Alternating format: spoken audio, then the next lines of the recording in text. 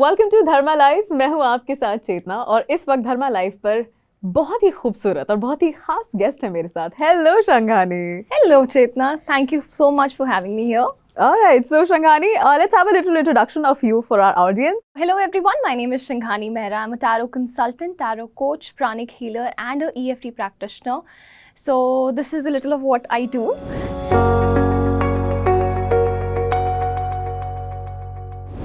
सबसे पहले शुरुआत करते हैं टैरो से। सो टैरो जो है ये what is it for you और लोगों की like what can people understand from tarot?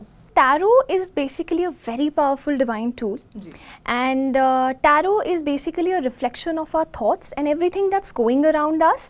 And it is, reflected in the cards whenever we pick up cards. And also, since it is meant to help and heal and guide people, it comes with a very detailed guidance which can help an individual better decision making, getting more clarity about their decisions, their life concerns.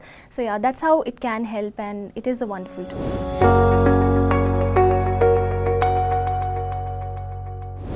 Pranic healing क्या होती है?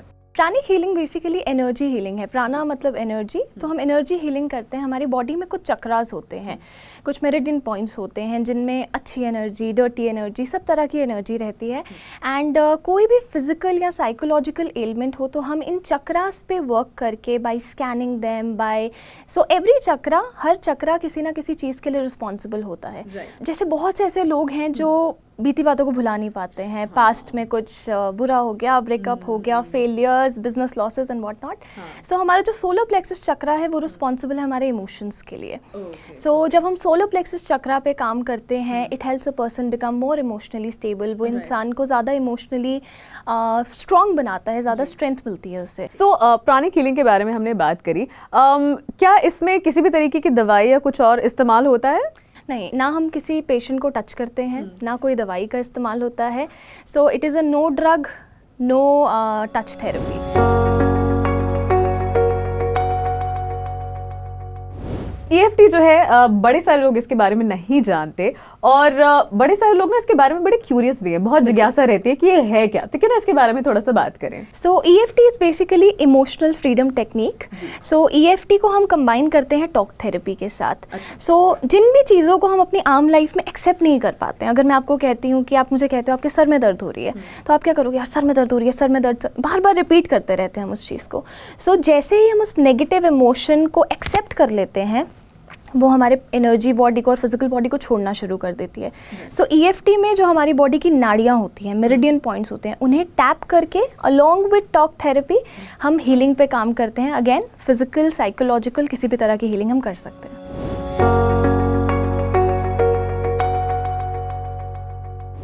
आपकी शुरुआत इस पूरे paranormal sciences में और emotional healing में आपकी शुरुआत कैसे हुई? क्यों ना इसके बारे में थोड़ी सी बात की जाए। मेरी जर्नी आज से कुछ साल पहले स्टार्ट हुई। मैं अथीस्ट बन चुकी थी, नास्तिक हो चुकी थी, क्योंकि मेरे फादर को पॉसिबली हर वो हेल्थ प्रॉब्लम थी जो एक इंसान के शरीर में हो सकती है। तो उस टाइम पे मैं बहुत ज़्यादा थोड़ी सी डिस्टर्ब थी, इमोशनली बहुत ज़्यादा स्ट्रॉन्ग नहीं थी, एंड कहीं ना कहीं मैं ब्लेम करती थी चीज़ों को कि यार भगवान नहीं एग्जिस्ट करता, कुछ एग्जिस्ट नहीं करता, इतने अच्छे इंसान को इतनी प्रॉब्लम्स क्यों हैं। एंड देन धीरे धीरे उनकी प्रॉब्लम्स बढ़ती रही, and I cut the long story short, and उसके बाद वो डायलिसिस पे आए क्योंकि he had a kidney failure. So kidneys fail होने के बाद जब उनका डायलिसिस चल रहा था तो अराउंड 11 महीने ही सस्टेन्ड ऑन डायलिसिस। एंड एक दिन अचानक मैं उन्हें घर लेके आई डायलिसिस के बाद, उनकी तबीयत बहुत ज़्यादा ख़राब हो गई। एंड जब हम उन्हें हॉस्पिटल लेके गए तो वो 4 दिन हॉस्पिटल में थे, जिसमें से 3 दिन वो वेंटिलेटर पे थे। एंड वो जो 4 दिन थे, आई थिंक मेरे लिए और मेरी फैमिली के लिए सबसे ज़्यादा चैलेंजिंग थे, एंड सबसे ज़्यादा सिखाया है मुझे उस टाइम ने। एंड फाइनली जब डे 2 पे, डे 3 पे मैंने अपनी फैमिली से डिस्कस करना शुरू किया कि हम इन्हें जाने देते हैं, बिकॉज वो बहुत ज़्यादा तकलीफ़ में थे। वो एक वेजिटेटिव स्टेट में बस लेटे हुए थे, रिस्पॉन्ड नहीं कर रहे थे किसी चीज़ को, बिकॉज उनका मल्टीपल ऑर्गन फेलियर हुआ था। He went into sepsis. And then what happened was कि मैंने डॉक्टर को परमिशन दी कि आप उनका वेंटिलेटर हटा दो, सब दवाइयाँ हटा दो, and just let him go. And जब वो चीज़ हुई तो मुझे उस चीज़ ने स्पिरिचुअलिटी गिफ्ट की, क्योंकि मैं जहाँ भगवान के कॉन्सेप्ट को मानने को तैयार नहीं थी, मानती नहीं थी बिल्कुल भी, उस टाइम पे जब डॉक्टर ने मुझे एक फ्लैट लाइन वाली ECG दिखाई and he told me that he is no more, my father is no more, so तब मुझे ये रियलाइज़ हुआ एंड मैंने एक ही चीज़ बोली, भगवान को शायद यही मंजूर होगा, and I was surprised. I said ये कहाँ से आया, बिकॉज मैं तो बिलीव ही नहीं करती हूँ। And from that point till this point I very strongly believe कि जो स्पिरिचुअलिटी का गिफ्ट था वो मुझे मेरे फादर राकेश मेहरा उनसे मिला है। So yes, thank you my father in heaven.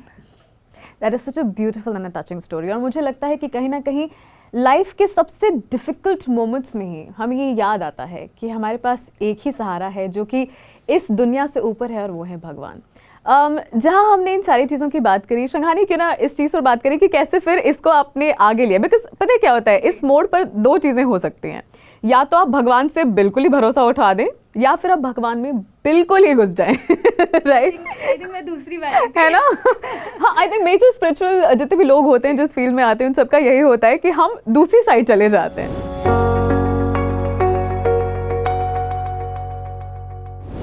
बड़े इंटरेस्टिंगली टैरो भी ना अलग अलग कार्ड्स के साथ होता है। सो ऐसे में आपने जिन कार्ड्स के साथ शुरुआत की वो है Osho Zen, right? Osho Zen जो है क्या होता है ये हम आपको दिखा ही रहे हैं स्क्रीन पर, बट इसके साथ ही साथ अब हम आपको बताएंगे, शंघानी बताएंगी रादर, कि ओशो ज़ेन जो है इसने आपको क्यों अट्रैक्ट किया और इसको आपने इतना क्यों आगे बढ़ाया। सो बेसिकली टैरो मेरी ज़िंदगी में तब आया जब मेरे फादर की डेथ हुई, एंड उसके बाद मैं भी उस प्रोसेस में थी हीलिंग के, जहाँ मैं चीज़ों को एक्सेप्ट कर रही थी धीरे धीरे। एंड उस गिल्ट से निकलने के लिए जो कहीं ना कहीं मेरे अंदर आ गई थी, मुझे लगता था कि मेरी वजह से तो नहीं हुआ, मैंने कोई गलत डिसीजन तो नहीं लिया। सो उस टाइम पे टैरो रीडिंग जो मैंने ली थी एक, उसने मुझे बहुत ज़्यादा इंस्पायर किया, बिकॉज आई वॉज शॉक्ड कि एक टैरो रीडिंग मुझे इतना ज़्यादा अच्छा कैसे फील करा सकती है, इतना ज़्यादा हील कैसे कर सकती है। एंड जो टैरो रीडिंग मैंने ली थी उन्हीं से फॉर्चुनेटली मुझे चांस मिला टैरो सीखने का। सो जब मैंने टैरो सीखा, there is a very beautiful saying that you don't find your tarot deck finds you. So I think मैंने ओशो ज़ेन को नहीं ढूंढा, ओशो ज़ेन डेक ने मुझे ढूंढा, क्योंकि लकीली जिस क्लास में मैं थी वहाँ पे ओशो ज़ेन ही पढ़ाया जा रहा था।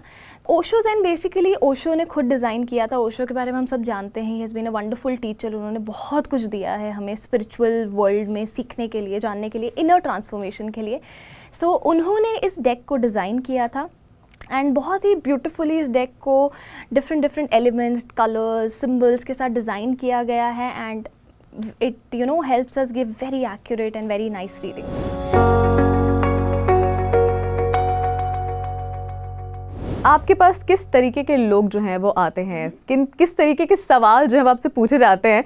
और एक और चीज़ जो बाय द वे शंघानी से जब मैं बिहाइंड द सीन्स बात करी थी, मैंने ये भी जाना था इनसे कि कुछ चीज़ें जिनका जवाब ये कभी नहीं देती हैं। तो सबसे पहले शुरुआत इस चीज़ से करेंगे कि किस तरीके के लोग आपके पास आते हैं। What has been like a very intriguing और very interesting case for you? I think मेरे पास बहुत अलग अलग तरह के लोग आते हैं, बहुत अलग अलग कंसर्न्स के साथ, majority being financial and relationship concerns.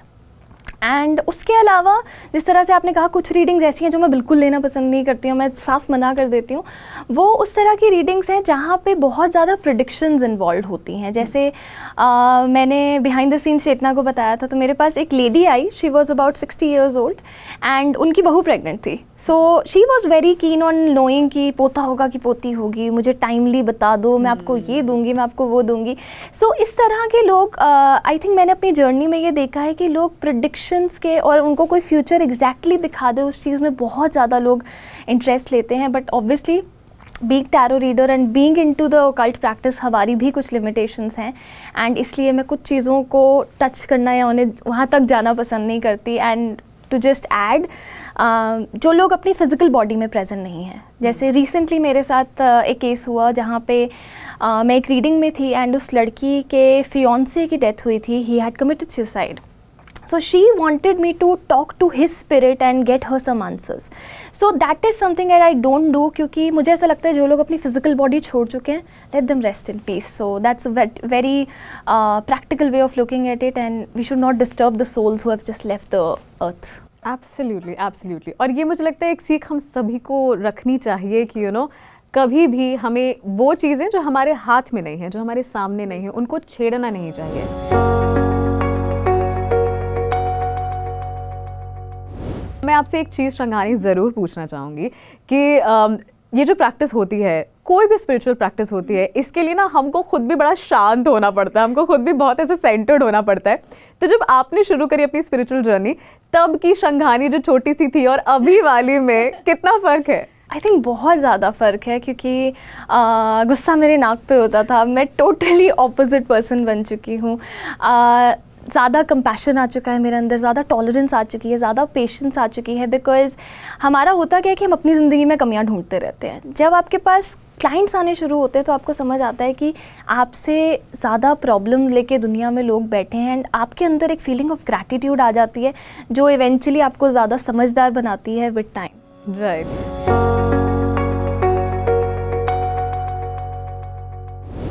कुछ ऐसी प्रैक्टिसेस हैं जो कि आप हमारी ऑडियंस के साथ शेयर करना चाहेंगे, जिनसे रोज़मर्रा में भी हमारे अंदर भी मे बी उतना ही कंपैशन, उतना ही ग्रैटिट्यूड जो है वो ज़रूर है। सो मैंने बहुत सारी स्पिरिचुअल प्रैक्टिसेस ट्राई की, बहुत सारी मेडिटेशन, बहुत कुछ करती थी मैं।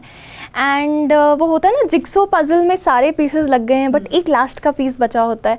तो वो लास्ट का पीस मुझे तब फील हुआ कि मैं एक कंप्लीशन के पॉइंट पे आई जब मैंने भगवद गीता पढ़ी। भगवद गीता आपको बहुत ज़्यादा सेंटर्ड रखने में हेल्प करती है, आपको आपका पर्पस समझाती है लाइफ का। जो भी आपकी लाइफ में प्रॉब्लम्स चल रही हैं, कुछ भी चल रहा है, यू हैव टू जस्ट आपको भगवद गीता को रेफ़र करना है and you are sorted. Mahatma Gandhi भी ये चीज़ कहते थे कि मैं जब भी थोड़ा सा अटक जाता हूँ लाइफ में या नहीं समझ आता है क्या करना है, वो हमेशा भगवद गीता को रीच आउट करते थे। So the first thing is that कि जब से मैंने गीता पढ़ी है मुझे अपने लाइफ का पर्पस बेटर समझ आया है, जिसने मुझे ज़्यादा शांत रखा है एंड ज़्यादा ऑन ट्रैक रखा है। दूसरी जो चीज़ है, out of all the meditations जो मैंने ट्राई की, the one that I do and जो मैं रेकमेंड भी करना चाहूँगी आप लोगों को, वो है साउंड मेडिटेशन। बिकॉज जब एक साउंड हमारे कानों में जाती है तब हम डिस्ट्रैक्ट नहीं होते। जितना आपने भी नोटिस किया होगा, हम इतनी मेडिटेशंस करते हैं, दिमाग भागता रहता है, थॉट्स आते रहते हैं, बट साउंड मेडिटेशन एक ऐसा तरीका है जिसमें आपका दिमाग धीरे धीरे आप उस पर काबू जल्दी पा लेते हो एंड बहुत इफ़ेक्टिवली पा लेते हो।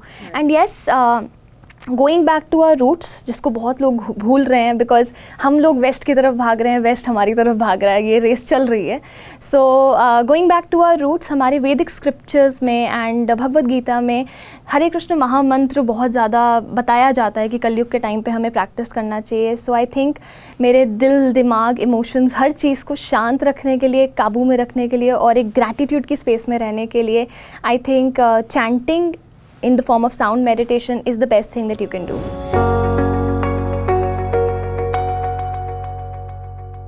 क्योंकि आपने गीता की बात करी है, मैं एक चीज़ आपसे यहाँ पे ज़रूर पूछना चाहूँगी। एक कोई ऐसा चैप्टर या एक कोई ऐसा लेसन जो कि आपको हमेशा होप देता है, whenever you feel that you are stuck, whenever you feel that you are sad, तो वो एक चीज़ या वो एक वर्स, वो एक किस्सा जो हमेशा आप याद रखते हैं? आई थिंक भगवद गीता के सेकेंड चैप्टर में बहुत ब्यूटीफुली समझाया गया है कि हम एक सोल हैं, हम एक आत्मा है और हम बॉडी नहीं है। हमारी प्रॉब्लम क्या है, हम मटीरियलिस्टिक चीज़ों से बहुत ज़्यादा कनेक्ट हो जाते हैं कि हमारी लाइफ में ये होना चाहिए, ऐसा होना चाहिए, रिलेशंस तो कभी ख़त्म ही नहीं होने चाहिए। तो हम इटर्निटी की तरफ नहीं जा रहे हैं, बट हम टेम्परेरी चीज़ों में फंसे हुए हैं। तो एंड आई थिंक जब भी हमारी लाइफ में कोई भी इमोशनल चीज़ होती है, मान लो हमें किसी चीज़ पे गुस्सा आ गया, किसी ने हमें कुछ कह दिया, हम हर्ट हो गए, उस सब टाइम पे हमें सिर्फ अपने आप को उस डायरेक्शन में रखना होता है और याद कराना होता है कि I am the soul, I am not this body. मैं ये इमोशंस भी नहीं हूँ, मैं ये थॉट्स भी नहीं हूँ, मैं ये गुस्सा भी नहीं हूँ, मैं एक सोल हूँ एंड मेरा एक डिफरेंट पर्पस है एंड उस पर्पस पे, उस जर्नी पे मैं निकला हूँ।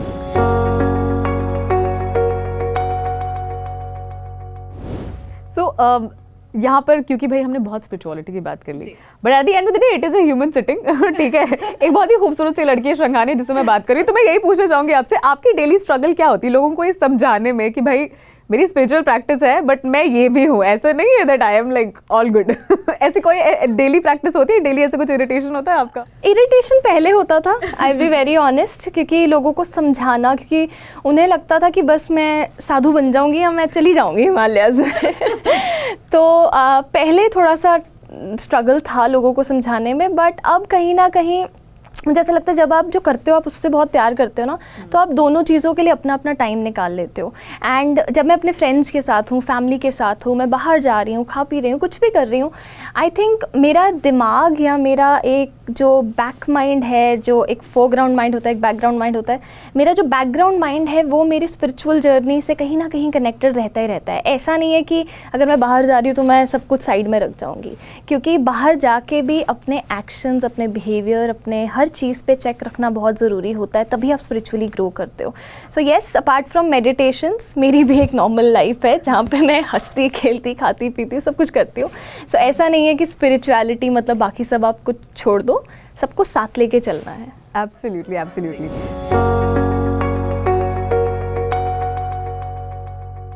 एक एडवाइस जो कि आप सभी को देना चाहेंगी so that there 2023 becomes even better, और वो अपनी तरफ उस अबंडेंस को अट्रैक्ट कर सके जिसके लिए हर कोई रोज 9 से 5, 9 से 8 भागता रहता है। आई थिंक मैं यहाँ पे 2 चीज़ों के बारे में बात करना चाहूँगी।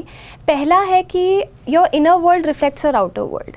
अपने आप को अंदर से ठीक करने पे काम करो, बिकॉज अगर आपको अबंडेंट बनना है, अगर आपको अपॉर्चुनिटीज़ अट्रैक्ट करनी है, अगर आपको अपने इमोशंस को सिंक में रखना है, सो वो चीज़ बहुत ज़रूरी है। Again coming back to what I spoke, sound meditation आपको इस चीज़ में बहुत ज़्यादा हेल्प कर सकती है, क्योंकि जब आप अंदर से अपने आप को प्योरीफाई करते हो, बाहर की चीज़ें अपने आप सेटल होनी शुरू हो जाती हैं। एंड दूसरा is please go out, have a lot of experiences, because हम बहुत बार एक ही जगह पे अटके रहते हैं एंड हमें समझ ही नहीं आता हमें करना क्या है, क्यों करना है। सो जब आप 10 चीज़ें ट्राई करते हो तब आपको वो एक चीज़ मिलती है जिसके लिए आप दिन रात एक करना चाहते हो, and that's what happened with me with tarot. So yes, 10 चीज़ें करो एंड वो एक पक्का मिल जाएगी। Perfect, perfect. Thank you so much Shringani. ये एक बहुत ही खूबसूरत इंटरव्यू था and I absolutely enjoyed it. मैं बिहाइंड द सीन्स इनसे रीडिंग ज़रूर लूँगी। बाकी श्रृंगानी के बारे में अगर और आप जानना चाहते हैं तो आपके लिए इनका जो सारा का सारा डिटेल है वो हमने हमारे डिस्क्रिप्शन बॉक्स में लिखा हुआ है। ऐसी ही और खूबसूरत और स्पिरिचुअल चीज़ों के लिए, बातों के लिए और वीडियोज़ के लिए देखते रहिए धर्मा लाइव।